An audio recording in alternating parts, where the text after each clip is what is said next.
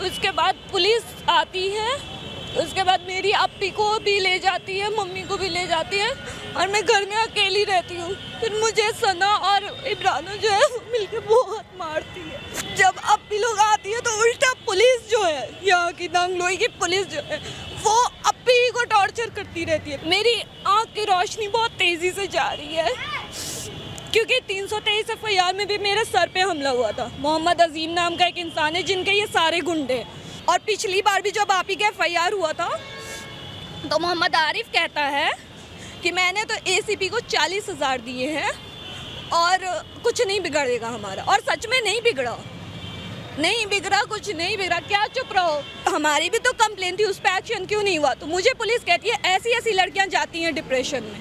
तो बस इतना है ना कि मुझे इंसाफ भी नहीं चाहिए। एक बार बोलते मैं खुद ही सुसाइड कर लूंगी। नमस्कार, मैं हूं आंचल मित्तल और आप देख रहे हैं तेज तर्रार। मैं इस वक्त मौजूद हूं दिल्ली के नांगलोई थाने के बाहर, जहां पर इस वक्त एक परिवार हमारे साथ मौजूद है जो कि लगभग 3 सालों से परेशान है। अब वो परेशान किससे है वो आपको बताती हूँ। दरअसल वो अपने ही किराएदार से परेशान है जो कि उनके घर में ज़बरदस्ती रह रहे हैं। वो सिर्फ ज़बरदस्ती रह नहीं रहे बल्कि इनके ऊपर कई बार जानलेवा हमला कर चुके हैं, लेकिन इनका ये कहना है कि अभी तक इस पूरे मामले पर पुलिस द्वारा कुछ भी एक्शन नहीं लिया गया। आज भी ये पुलिस थाने के बाहर इस वक्त मौजूद है। इन लोगों के साथ जुड़ेंगे और इनसे पूरी कहानी जानने की कोशिश करेंगे। तो देखिए, इस वक्त हमारे साथ पीड़िता मौजूद है, एक बार इनके साथ बात करेंगे। जी मैम, आपका नाम? शफक सबा। क्या कुछ हो रहा है आपके साथ? पिछले 1 साल पहले से हमारे नीचे जो आरिफ रहता है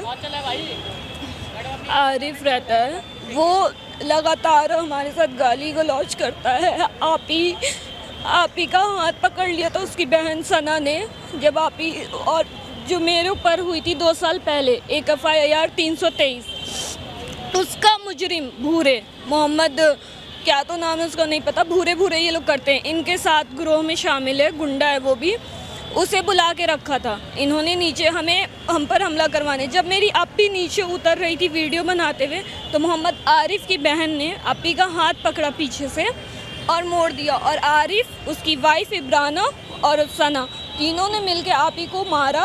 और मैं उस टाइम घर में अकेली थी, मैं चिक्की चिल्लाई, फिर मम्मी बाहर से आई, पूरा मोहल्ला इकट्ठा हुआ। उस चीज़ की वीडियो है मेरी अप्पी के पास पूरा। उसके बाद पुलिस आती है, उसके बाद मेरी अप्पी को भी ले जाती है, मम्मी को भी ले जाती है और मैं घर में अकेली रहती हूँ। फिर मुझे सना और इब्रानो जो है वो मिलके बहुत मारती है, मारपीट करती है मेरे साथ।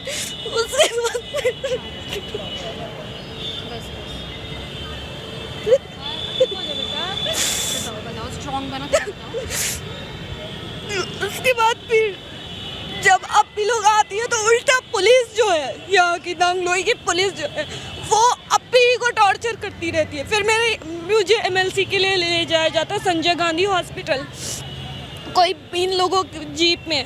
उसके बाद वहाँ से मेरी हालत इतनी ख़राब रहती, मेरा शोल्डर फ्रैक्चर हो गया था, मेरी आँख की रोशनी बहुत तेज़ी से जा रही है क्योंकि 323 एफआईआर में भी मेरे सर पे हमला हुआ था। मोहम्मद अजीम नाम का एक इंसान है जिनके ये सारे गुंडे, जो इधर ही रहता है 2 नंबर में, उस टाइम भी मुझे यहाँ पे मारा गया था। मेरे 4 स्टिचेस आए थे।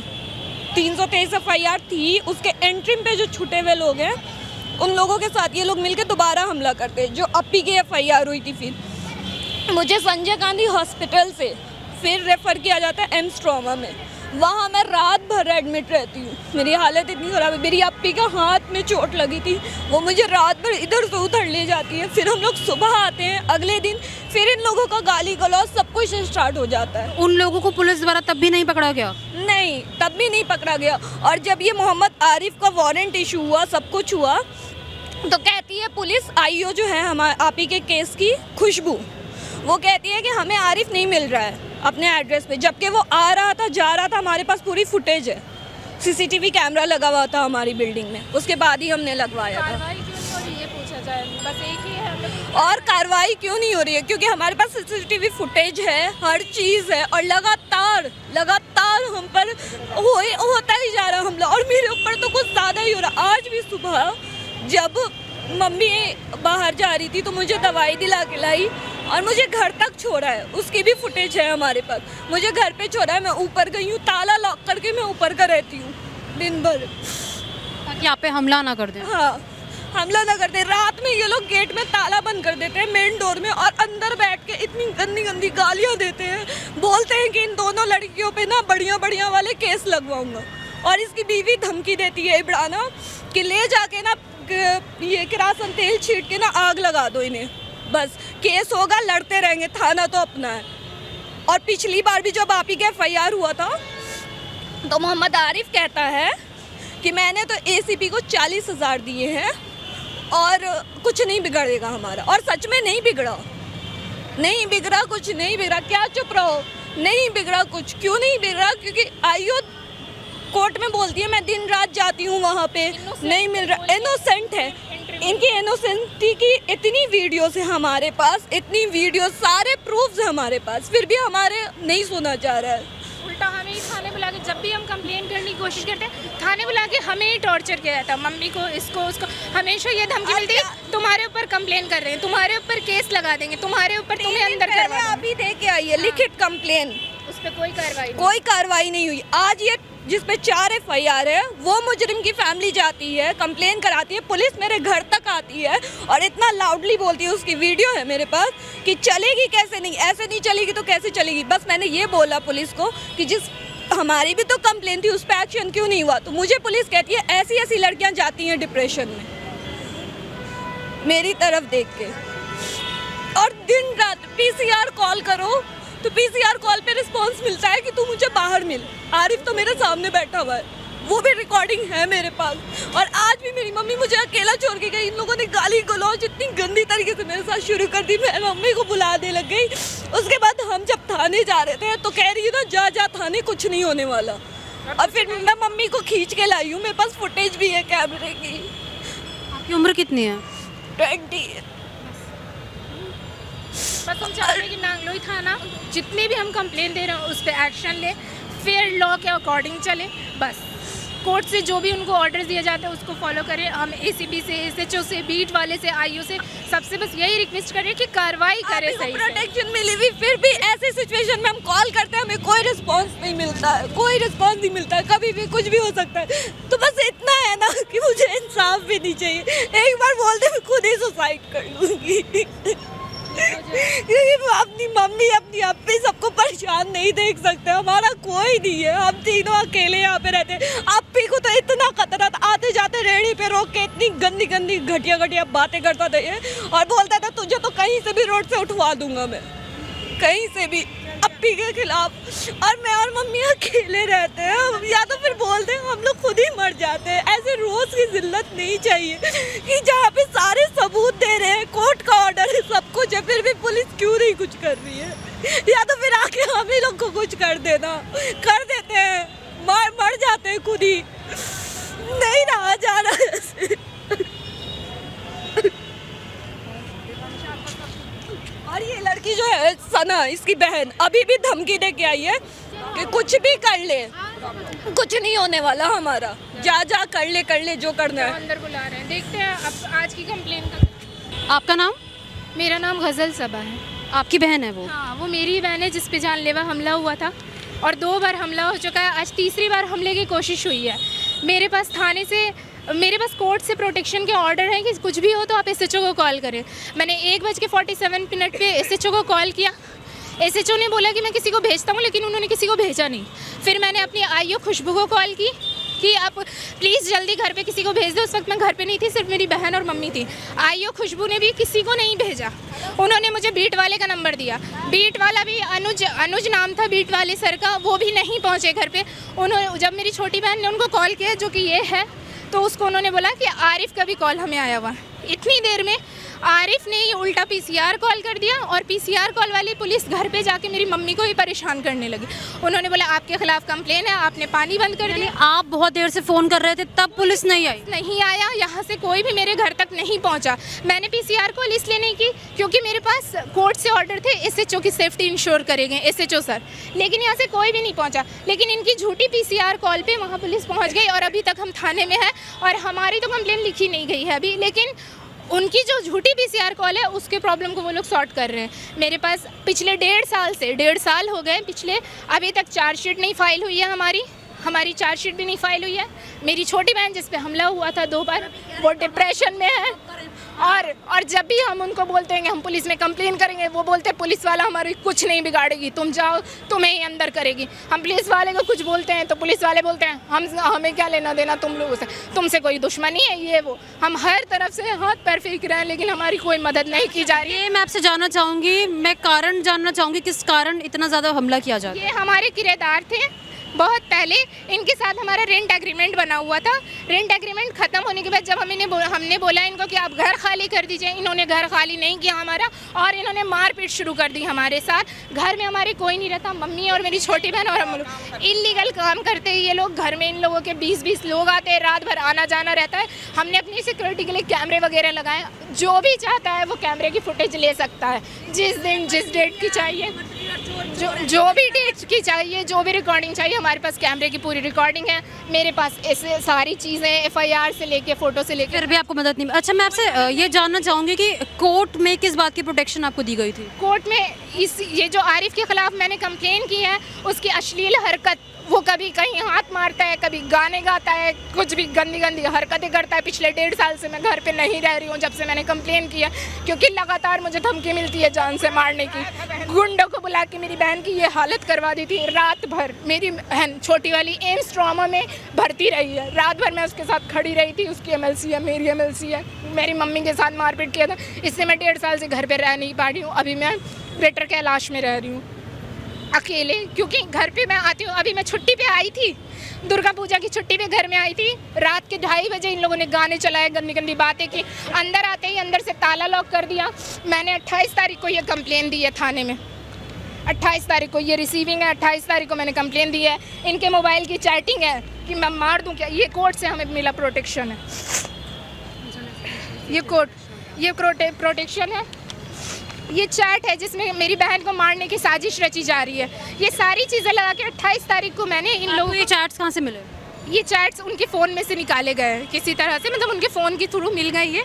उनके फ़ोन से ही मेरी छोटी बहन को मारने की साजिश हो रही है। इसमें सारी चीज़ें मैंने 28 तारीख को लगाया, कोई एक्शन इस पर नहीं लिया गया।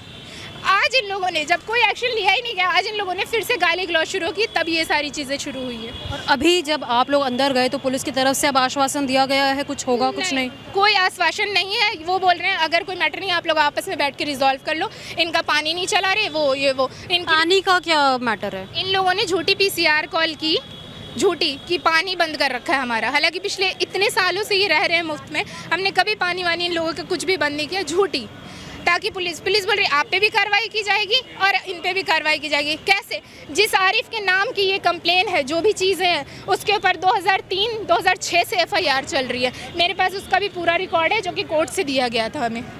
मुझे कहीं से कोई मदद जो हमारी सेफ्टी इंश्योर करे। मैं चाहती हूँ DCP, commissioner of police, CBI branch, जो भी हैं, प्लीज़ कोई तो होगा जो हेल्प कर सकता, क्योंकि नांगलोई थाने से मुझे पता है कोई ना कोई तो यहाँ पे भी होगा हेल्प करने के लिए, लेकिन नहीं मिल रही है। मैं ना जॉब कर पा रही हूँ, ना अपनी पढ़ाई कर पा रही हूँ आगे। मैं एक फिजियोथेरेपिस्ट डॉक्टर हूँ। मेरा फ्यूचर अभी करियर ऐसा लग रहा है जैसे बिल्कुल डूब गई हूँ, बर्बाद हो रही हूँ मैं क्या संभालूँ? मेरी मम्मी को संभालूँ, मैं अपनी बहन को संभालूँ, अपना करियर संभालूँ, कमाऊँ, खाऊँ या ऐसे लड़ाई करूँ? मेरे से नहीं लड़ा जा रहा क्योंकि बहुत खतरनाक गुंडे हैं इनके साथ। खतरनाक? अपने गुंडा क्यों कहा उन्हें? क्योंकि उनके खिलाफ बहुत सारी FIR ऑलरेडी डाली हुई है। कई FIR कई लोगों ने कर रखी है, जैसे कि इसमें पेपर होगा, कई फुटेज है, कई फोटोग्राफ्स हैं मेरे पास। ये प्रोटेक्शन जो मैंने कोर्ट में फाइल की थी उसका पेपर, मम्मी एक बार उठा लीजिएगा। हम बहुत परेशान हैं, बहुत ज़्यादा। कितने सालों से परेशान हो आप? ये 4 साल हो गए हमें परेशान हुए हुए। ये कोई नहीं सुनवाई हो रही है हमारी। 4 साल पहले भी आपने पुलिस में कंप्लेंट की थी? हाँ। इसके बावजूद उन्हें घर से निकाला तक नहीं गए आपके? ये बार पुलिस यही बोलते हैं आप लोग को तो घर का मैटर है, आप लोग तो घर के मैटर के लिए करें। घर का मैटर अलग चीज़ है, जान का भी तो मैटर है। किसी दिन भी जान जा सकती है। मैं पूछना चाहती हूँ कौन जिम्मेदारी लेगा अगर हमें कुछ होता है? मेरी बहन बस बुरी तरह डिप्रेशन में है, वो इतनी कांपती है। अगर ज़ोर से शोर होता है ना गाड़ी का तो भी वो शोर में कांपने लगती है। किराएदार को निकाला क्यों नहीं जा रहा है वहाँ से? इसकी आरिफ की भाभी, राशिद का नाम लो। आरिफ की भाभी, सॉरी आरिफ की बीवी और बहन, ये अक्सर ये सारे एंटीसिपेटरी बेल ले लिए। जब हमारा केस चल रहा था, जब मैंने प्रोटेक्शन लगाई थी, अरेस्टिंग का ऑर्डर मिला था, भाग गया था वो, उसको अरेस्ट नहीं कर पाई पुलिस, उसने एंटीसिपेटरी ले ली, मियाँ बीवी दोनों ने, और उसी घर में रह के हर वक्त परेशान कर रहे हैं। कोर्ट की कई कॉपी है ऑर्डर्स की जो मैं आपको दिखा सकती हूँ, जिसमें कोर्ट ने खुद ही लिखा है कि आयु आखिर इतने लैप्स क्यों कर रही है चीज़ों को लेके। आपके आईओ का नाम खुशबू आप बता रहे हैं? हाँ, खुशबू मैम है। उनको मैंने आज कई कॉल की, मेरे पास रिकॉर्डिंग है, मैंने एसएचओ को भी कॉल की थी, ये रही। कुछ रिस्पांस मिला था उन कॉल्स पे? कोई रिस्पांस मुझे, आईओ मैम का है रिस्पांस, उन्होंने बोला मैं बाहर हूँ, पीएस आई हूँ, मैं नहीं आ सकती अभी, मैं आपसे शाम में मिलती हूँ या बाद में बात करती हूँ, और मैं बाहर हूँ, मैं आपको बीट वाले का नंबर दे देती हूँ। बीट वाले को कॉल किया, वो भी बोल रहा मैं बाहर हूँ। सब अगर बाहर है तो थाने में कोई हवलदार नहीं है। किसी को तो आप भेज सकते थे सेफ्टी इंश्योर करने के लिए, लेकिन कोई नहीं आया। ये मैंने 147, उतने में इन लोगों ने झूठी कंप्लेंट डाल दी। अभी आज आपकी बहन बची है बाल बाल अटैक से? बिल्कुल बाल बाल बची है। अगर वो तो मम्मी वहीं निकली ही थी घर में कि उसने मम्मी को कॉल करके वापस बुलाया, और मम्मी घर गई और ऊपर जाके बंद किया उन लोगों ने घर। अगर मम्मी कहीं दूर चली जाती तो मेरी बहन का वही हाल होता जो आज से 1.5 साल पहले हुआ था। प्लीज़ कोई भी आप लोगों के थ्रू या कहीं भी प्लीज़ कोई तो हेल्प करें हम लोगों को। ये देखिए, ये सारे पेपर्स हैं जो मैं आपको दिखा सकती हूँ। चार्जशीट क्यों नहीं जमा हो रही है हमारी अब तक? हमें बार बार पुलिस का नाम लेके क्यों धमकी मिलती है? हमारे पड़ोसी भी हैं कुछ, उनका भी नाम लेके हमें धमकी दी जाती है, कुछ नीचे वाले लोग। और मैं ये चाहती हूँ कि हमारी चार्जशीट क्यों नहीं जमा हुई है अभी? आपको धमकी किस बात की देते हैं वो लोग? मारने की, कि माँ बेटी है, काट देते रहते हैं, नीचे वाले धमकी देते हैं। आप पड़ोस में रहते हैं इनके? पड़ोस में रहती है मन के। आज आपने देखा था क्या कुछ हुआ था? आज मैं नहीं थी, पर धमकी देते रहते हैं, बहुत कुछ करते हैं वो। मैं जाती आती रहती हूँ वहाँ पे। अभी 2 दिन पहले उन्होंने बोला कि पेट्रोल छिड़क के आग लगा देंगे, माँ बेटी है, मार के काट के फेंक देंगे, कौन लड़ेगा फिर? इस तरह की धमकियाँ मिलती रहती हैं हमें। बार बार हमारा यही रिस्पांस आता है कि ये तो प्रॉपर्टी के लिए लड़ रहे हैं, प्रॉपर्टी के लिए लड़ रहे हैं। हाँ ठीक है, प्रॉपर्टी की लड़ाई है, लेकिन जान की भी लड़ाई है, हमारी सेफ्टी इंश्योर की जाए। अभी मैं जब पुलिस के पास गई बोलने के लिए, कंप्लेन करने के लिए, तो उनकी तरफ से मुझे ये रिप्लाई मिला कि तो फिर जाके आप लेडी कांस्टेबल बिठवा लीजिए घर के सामने 24 घंटे के लिए कोर्ट से। इस तरह के रिप्लाईज मिलते हैं, लेकिन कोई आश्वासन नहीं मिलता। जी, आपका नाम? सबीहा शबनम। अच्छा, ये पूरा मामला हमें बताइए, कब से शुरुआत हुई, क्या कुछ हुआ आपके साथ? ये मेरे पापा की डेथ के बाद से शुरू हुआ है। ठीक है, मेरे पापा ने इनको किराएदार रखा था निचली मंजिल पे मतलब, और हम फर्स्ट फ्लोर पे रहते हैं, ऊपर मेरी लड़की और मैं। ठीक है, ये लोग हमेशा हमारे साथ गुंडागर्दी और मार पीट गाली करते हैं। यहाँ तक कि 3-4 बार गुंडे भी भेजे मेरे घर में। गुंडे भेज कौन लोग हैं वो? किराएदार है मेरे नीचे वाले, मोहम्मद आरिफ और उसकी फैमिली। हाँ, तो वो लोग ना बार बार करते हैं ऐसा। इस रिलेटेड से 2-3 FIR थाने में बंद है, और खुद वो बंदा जो है उस पर 2006 से चल रहा है उस पर मुकदमा, FIR मतलब वो क्रिमिनल है बैकग्राउंड का। फिर भी थाने वाले बस, क्योंकि वो रेडी वाला है, उससे इनका रोज़ का। कहाँ लगाते हैं रेडी वो? वो वहीं पे आगे हमारी गली के बाहर लगाते हैं रेडी। और हमसे सुना के कहते हैं कि ACP आते हैं हमारे यहाँ दूध पीने के लिए, अदरक वाला दूध।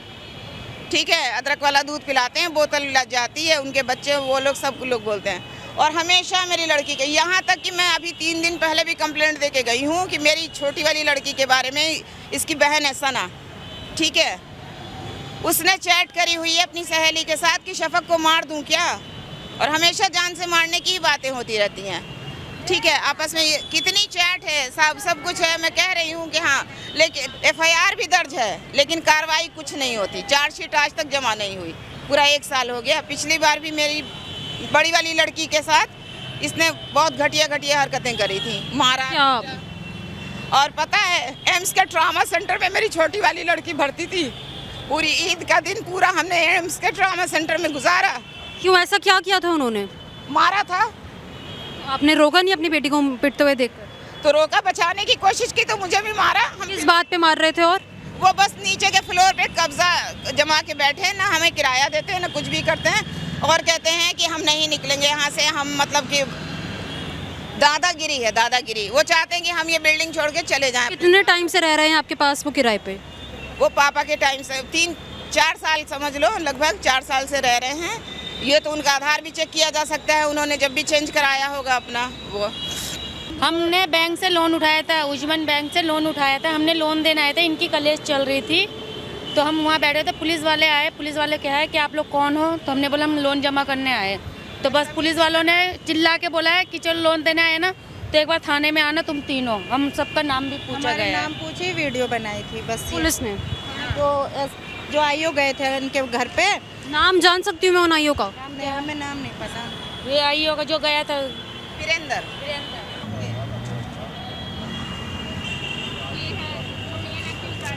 इन्होंने हमें घर से बाहर निकाल के, हमारे ही घर से बाहर निकाल के दोनों इस तरह से गेट पे खड़े होकर लड़ाई कर रहे थे। ये कई लोग इनके घर में आना जाना रात भर करते रहते हैं, रात में दिन में हर वक्त इनके घर में आना जाना लगा रहता है गंदे गंदे लोगों का। कई औरतें आती हैं। मैं आपसे जानना चाहूँगी कि जब 1.5 साल पहले कंप्लेंट करवाई थी आप लोगों ने पुलिस में, बहन के ऊपर हमला हुआ था, तो उसके बाद आप लोगों ने उन्हें अपने घर से क्यों नहीं निकाला? वो नहीं निकलते, वो जोर जबरदस्ती। उसके बाद इस वक्त भी पुलिस ने नहीं निकाला, कोर्ट से कोई ऐसा ऑर्डर नहीं मिला? कोर्ट से सिर्फ हमें प्रोटेक्शन मिली और चार्जशीट ही नहीं जमा हुई है ना अब तक कि केस आगे बढ़े। जब किराए का पूरा अग्रीमेंट खत्म हो चुका है तो क्यों नहीं उन्हें निकाला जा रहा? पता नहीं, कोई हेल्प ही नहीं मिल रही है। कहाँ जाए? हम थाने आते, थाने से वापस घर जाते, थाने आते। डीसीपी सर क्या हमने किया था, उससे पहले भी एक एफआईआर हुई हुई है, उसकी चार्जशीट इन्होंने 2 साल बाद जमा की और मेरे केस की तो अभी तक चार्जशीट ही नहीं बनी है, ना दाखिल की है इन्होंने चार्जशीट। और बोल रहे हैं कि बहुत हमारी मर्जी, हम किसी के दबाव में नहीं आते, हमें जब करना होगा तो हम कर देंगे चार्जशीट। ओपन। और ये रही मेरी छोटी बहन, ये हालत की थी पिछली बार ही इन्होंने। आज भी कुछ नहीं।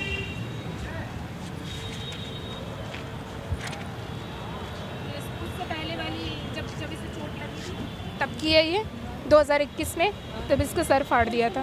सर फाड़ दिया? और इसके 4 टाके आए थे सर में। टाके आए।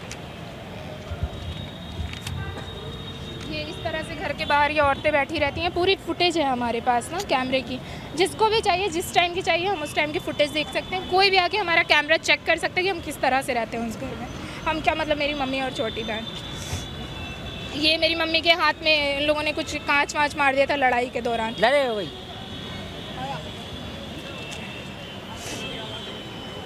सारी चीज़ें। इसके बाद भी अगर कार्रवाई नहीं होती है, आज मैं देखती हूँ, आज की कंप्लेन भी मैं दूंगी। तो देखिए, जैसे कि हम इन लोगों के साथ जुड़े, आप लोगों ने खुद इनकी पूरी कहानी सुनी कि किस तरीके से ये अपने किराएदार से लगभग 3 सालों से परेशान है। लेकिन इनका ये आरोप है नांगलोई थाने की पुलिस के ऊपर कि पुलिस द्वारा कुछ भी एक्शन नहीं लिया जाता। इन्होंने भी बताया कि इन्हें कोर्ट की तरफ से एक प्रोटेक्शन तक मिली हुई है, इनको प्रॉपर सेफ्टी मिली हुई है, लेकिन उसके बावजूद आज इनके बहन के ऊपर अटैक होते होते रह गया। लेकिन इन्होंने जब कॉल करी पुलिस के पास तो पुलिस में से कोई भी इनके पास नहीं पहुंचा, जबकि जो सामने वाली पार्टी थी उनके पास तभी पीसीआर आ गई और इनके ऊपर क्रॉस एफआईआर कर दी गई। इस वक्त इनकी यही मांग है कि जो भी इनके साथ चल रहा है, जो भी लोग इनके घर में ज़बरदस्ती घुस के बैठे हैं, उन्हें जल्द से जल्द निकाला जाए, क्योंकि कहीं ना कहीं इन्होंने हमें ये भी बताया है कि इनकी जान पर काफ़ी ज़्यादा खतरा है। अब मैं चाहूँगी कि आप स्क्रीन पर वो तस्वीरें देखें जो इनकी बहन के ऊपर 1.5 साल पहले हमला हुआ था। ये इस तरीके की हालत इनके किराएदार ने इनकी बहन के कर दी थी, लेकिन आज भी वो किराएदार इनके घर में ही रह रहे हैं। बड़ा सवाल ये है कि आखिरकार नांगलोई थाने की पुलिस क्यों इस पूरे मामले पर एक्शन नहीं ले रही है, आखिरकार ऐसी क्या मजबूरी है? आप अपनी राय इस मामले में हमारे साथ कमेंट बॉक्स में ज़रूर शेयर करें। कैमरा पर्सन अवनीश के साथ मैं आंचल मित्तल। अगर आपको हमारी ये वीडियो पसंद आई हो तो इसे लाइक एंड शेयर करना बिल्कुल न भूलें। इसके साथ ही हमारे चैनल को ज़रूर सब्सक्राइब करें और हाँ, बेल आइकन भी ज़रूर दबाएं ताकि दिल्ली से जुड़ी तमाम खबरों की नोटिफिकेशन सबसे पहले आप